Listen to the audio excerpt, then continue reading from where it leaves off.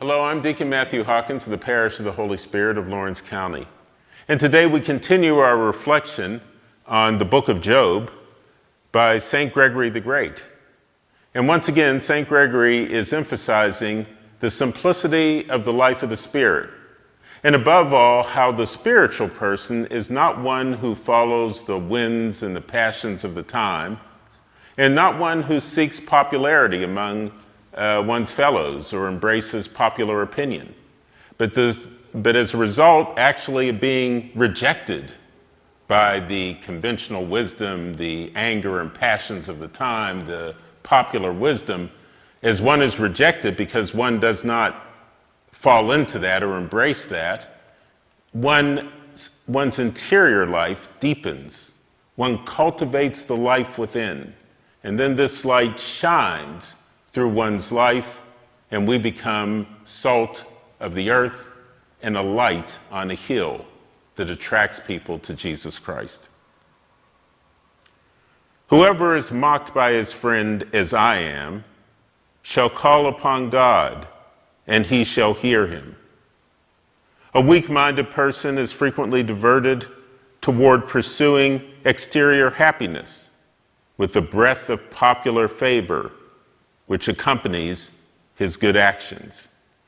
And so he gives up his own personal choices, preferring to remain at the mercy of whatever he hears from others. And thus he rejoices not so much to become, but to be called blessed. Eager for praise, he gives up what he had begun to be. And so he is severed from God by the very means by which he appeared to be commendable in God. But sometimes a soul firmly strives for righteousness and yet is beset by men's ridicule. He does what is admirable, but he gets only mockery. He might have gone out of himself because of man's praise, and he returns to himself when repelled by their abuse. Finding no resting place without, he cleaves more intensely to God within. All his hope is fixed on his Creator. And amid all ridicule and abuse, he invokes his interior witness alone. One who is afflicted in this way grows closer to God.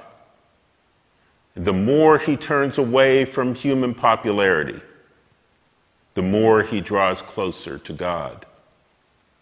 He straightway pours himself out in prayer, and pressured from without, he is refined with a more perfect purity to penetrate what is within. In this context, the words apply. Whoever is mocked by his friend as I am shall call upon God, and he shall hear him. For while the wicked reproach the just, they show them whom they should look to as the witness of their actions. And thus afflicted, the soul strengthens itself by prayer. It is united within to one who listens from on high precisely because it is cut off externally from the praise of men. Again, we should note how appropriately the words are inserted, as I am. There are some people who are both oppressed by human mockery and are yet deprived of all God's favorable hearing. For when the mockery is done to a man's own sin, it obviously does not produce the merit that is due to virtue. The simplicity of the just man is laughed to scorn. It is the wisdom of this world to conceal the heart with stratagems, to veil one's thoughts with words, and to make what is false appear to be true, and what is true appear false.